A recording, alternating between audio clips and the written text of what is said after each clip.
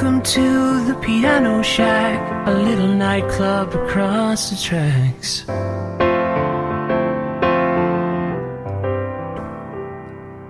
Every Thursday night at 8, I'm here singing on a dusty old stage. I sing sweet melodies, but the crowd is hard to please. Their cigarettes and whiskey always steal the show. Such is life at the Piano Shack. When I'm through singing, nobody claps. Oh, the people in this place see me. I'm going to start by saying this, and this is a quote. Retro forward. Two words you don't normally hear in the same sentence, but the best way to describe Chris Commisso's unique sound. Being a student of artists who hit the scene before he was even born, likes of Brian Wilson and the Beach Boys and the Carpenters, Chris blends these big harmony influences into a mix along with his own unique contributions, all the while keeping things current. The result is fresh, new sound, all his own, unquote. And I add, this is me, and clever too. Ladies and gentlemen, with me right now is Chris Commisso. Welcome, Chris. Hey guys, thanks for having me, Jim. Oh my gosh, welcome back. Like I was telling everybody, if they missed it before, you were here with us with Matthew Jordan and Matt Minarski. The longest time video, which is really cool. And we were waiting for you to get back, and so here you are. By the way, real quickly, I know you've had a lot of fires out in Kingman, Arizona, and that in Arizona in general, I should say. Yeah. And also the heat has been. I mean, we think it's hot here in Indiana. By the way, everybody, that's where I am. But man, you guys have been record, right? Oh yeah, it's been a hot summer. Lots of over 100 degrees and just very dry. And so when the fire started, man, they just took off. It was nasty. Yeah, and I was really sorry to hear about those first responders, those 19 firemen and women that were the perished. Yeah, the one in Yarnell was horrible. It was we were very fortunate in Kingman because there was no loss of life, no loss of houses. Of course, a lot of damage to the trees and the forest area, but we were really fortunate that no one got hurt, and especially since it was literally 2 or 3 days after the Yarnell fires that this sparked up. So we were all sort of on edge. But yeah, lots of thoughts and prayers to those people, man. That's horrible. Absolutely, guys. And everybody who's listening, first and foremost, we like to have fun. We like to cut up, and especially me and Chris as well. But, we know that, just like you said, our hearts and prayers go out. All right, now, getting back to you, my man. Yes. Now, before we get into some of the fun stuff, what I call it, because like I said, I'm already a huge fan, and I was a huge fan when I talked to you a couple months ago. But I even went out and more so and kind of watched some of your funny videos and stuff. Even your song "Bad Tattoo," I just love it. By the way, thank you. But watching all those, I say all this to say this: I know when I've been reading up and researching you a tad bit, and it says that you hid your creations due to a quote unquote lifelong struggle with diagnosed social phobia. What's up with that? Tell me about that. Yeah, that's absolutely correct. I went a lot of years with the problem undiagnosed, actually. I really didn't realize what was happening to me. I just knew that I was having problems on stage, of course, which a lot of people can relate to. But and I do public speaking. Sometimes it's great, and other times I'm scared crapless, to be honest with you. Sure. We all know what that's like. So I think the real problem began when I noticed it was creeping into my personal life, where I would go to the store and I'd have a massive meltdown, anxiety attack just talking to like one person. And then it got to the point where I was afraid to leave the house. And I thought, man, there's something wrong here. This just isn't stage fright. This is something else. And I went to a doctor and several different people, actually. And basically the diagnosis was you have social phobia, severe social anxiety, and agoraphobia. So that's a nice cocktail to walk around with. Yeah. Okay, with that being said, and I don't know I don't care about your medical thing, but How did you finally say, all right, this is my issue. At least it's got a name or names in this particular case, right? Now I need to get over it. And you've, in my opinion at least, because, everybody, I'm on, just because I'm on the radio on that, I've been doing this and I public speak, everybody thinks, oh, I'm an introvert by nature. So sometimes it's very difficult for me to, get out and do and talk even on the radio sometimes. It is just what it is. But how did you pull yourself out of that and come up with some of these great, funny, little mini movies or videos you did, your songs, your funny song? How did you do that? What brought you to that point?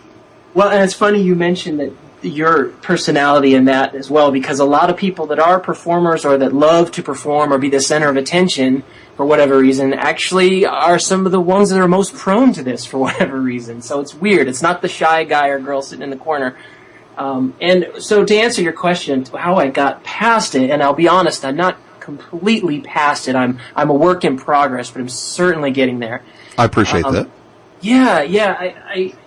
It just, since the quick and easy way to describe it, since we don't have tons of time, is social phobia or any kind of an anxiety is a story you tell yourself. It's you saying in your head, you're basically the master designer and creator of it. It's you saying, I'm afraid of this, and then adopting that as a personality and an identity. And saying, okay, this is me. I'm fearful of this. I'm afraid of this. If I go into this situation, this is what's going to happen. And then it normally does. It's like a self-fulfilled prophecy of doom. Sure, right. Because you rehearsed it in your body and your mind so many times before you ever got there that's how it goes down. So to get past it, it's actually just a reversal of that. It's telling yourself a whole new story and saying how you want to be or how you want things to go. I'm confident. I feel really free. I feel great. I show up and I'm having fun. And at first it sounds ridiculous. And I'll be honest, when I first started doing this, saying this new self-talk, if you will, in my head. Metaphysics, by the way. Just to let you know that. It's what? Metaphysics. Yeah. And neuroplasticity and all that stuff. Yes, that's right. But it feels dumb at first because your brain goes, you say I'm confident, your brain goes, no, you're not. You're scared to death. And, I understand. So you got to fight that, and how it really took root for me was when I started to not only practice saying new things to myself in my head, but also embodying that physically in my state and emotionally. In other words, if I were to say I'm confident, I don't just say it as some bland affirmation. I'll say, okay, well, what would confidence look like in my body? Even if it's hard to imagine, what would that be like? How would I stand if I was confident? What kind of look would I have on my face? That kind of thing. So I'd put myself in that state physically and start to feel it, and then rehearse these future situations, me on stage, me talking to someone at the store. And instead of imagining it going left of center and, me falling apart and having a meltdown, I imagine myself just freely having a wonderful conversation with this person, having a good time. And now I'm doing that in my head over and over and over, so that by the time I get there and I'm having that conversation with that person, 8 times out of 10, it goes that way. And Sure. Sometimes I have my relapses, and again, I'm still working on all that. But it's a whole new ballgame. It's a whole new Chris, right? Yeah, and so because of that, I'm able now to more freely post the videos and do the things that I'm passionate about, which is the comedy stuff, being a goofball and not worrying about what people think, and singing and sharing my innermost thoughts and whatnots, and just being me and saying, whoever's going to dig this is going to dig it, and if they don't like it, that's really their thing, and I'm okay with that. That's okay. Not everyone's going to like me, and that's a big, huge step that I had to get over with, because I wanted everyone to like me, like we all do, Yeah, and it's human nature, I believe. It really is. Yeah, we all want to be appreciated, and that's what it came down to. That was a big thing for me, is I wanted everyone to just... Chris is the cool guy and the nice guy, and because of that, I became sort of a pleaser and ended up being I ended up not being myself, basically. Well, sure. No, and I do understand that wholeheartedly. Believe me, I do. Yeah. But apparently, you've impressed more people than just me. I'm like I said, I've been a huge fan of yours, But Moses Kim, from Moses Kim, the label, actually said, quote, Chris Commisso is a pianist, singer, songwriter, and a pop powerhouse rolled into one irresistible ball of fun, unquote. I gave him $20 to say that. He would have done it for 15, so I actually got ripped off.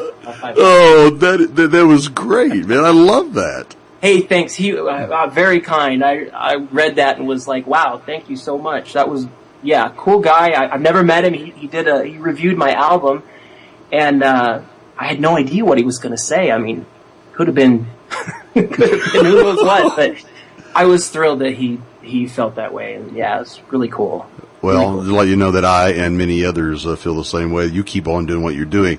Now, getting back into your music a little bit, not your acting, even though I like that too, but your music. It's a very genuine, it's very original. But what I found here again, very unique, but not very uncommon, I guess. Well, like you and I were speaking, I can play the piano a little bit. I can read music, but I can't read music and play the piano at the same time. I was reading where you don't read music, and you had no formal training, nor have I. And you do this all by ear. Yeah. Well, come on now. You got to give it up. You got to give it up. Well, I got my parents to thank for that one, because I grew up in a really musical family, and they just had instruments all over the place. And so I was, good gosh, 3 years old or so, just playing on instruments as opposed to toys.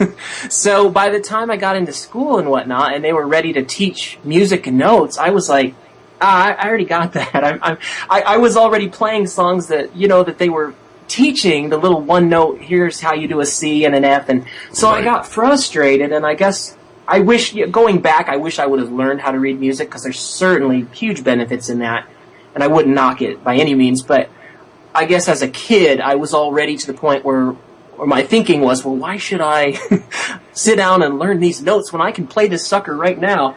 And so I never learned, and that's just where it went from there. And now it's like, forget it, I'm too stuck in my ways. So No, well, you keep on doing what you're doing and keep bucking in that system.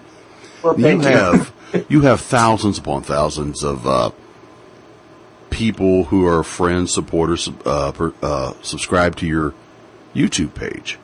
Now, I want to ask you a little bit. In 2012, you were chosen as the first place winner of the Glozell, I think that's how it's pronounced, YouTube Idol contest. Do tell. Wow, you've really done your research here. I was. That is, Glozell's a comedian. She's very famous, actually. I'll admit I'd never heard of her before the contest, but after doing the contest, I realized, wow, she's been on all these different shows, and I think she's got something like 500,000 subscribers, maybe more. Don't quote me on that, but it was like 500,000 when I did the contest. So yeah, she's got some support herself out there. She threw this contest, just a music contest, and it was one of those, like many others, Jim, where I thought, you know what?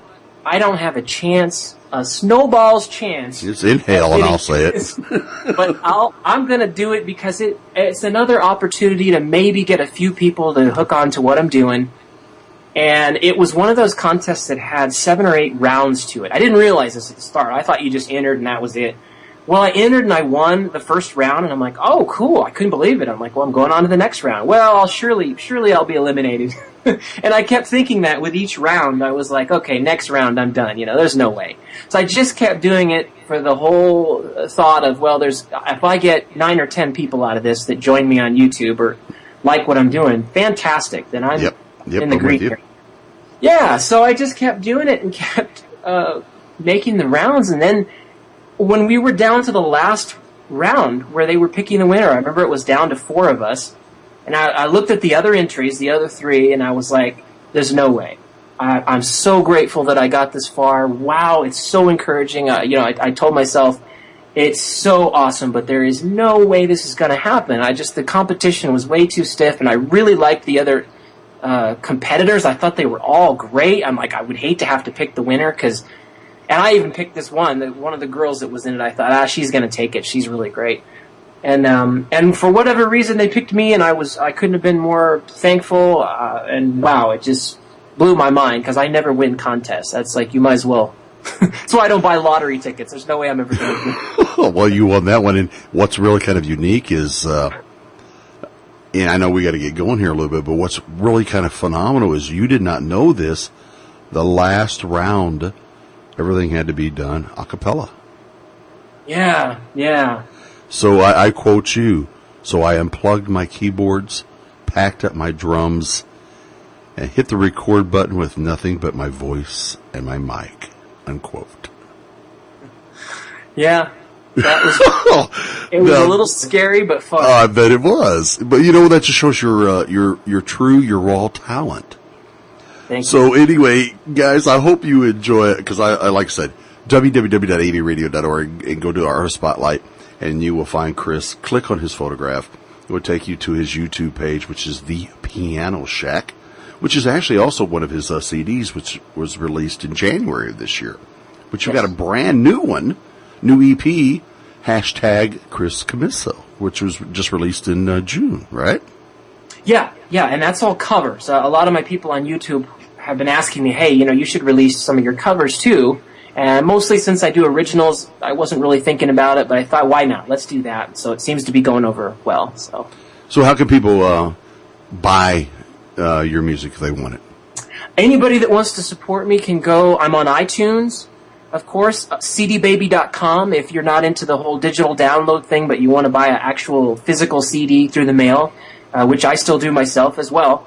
I like it too. That's just cdbaby.com. Or they can always contact me on Facebook or YouTube, and I have various links I can send them to where they can either buy my music or I have lots of music for free. I have a SoundCloud page where I constantly put up covers and things that aren't necessarily completely original material.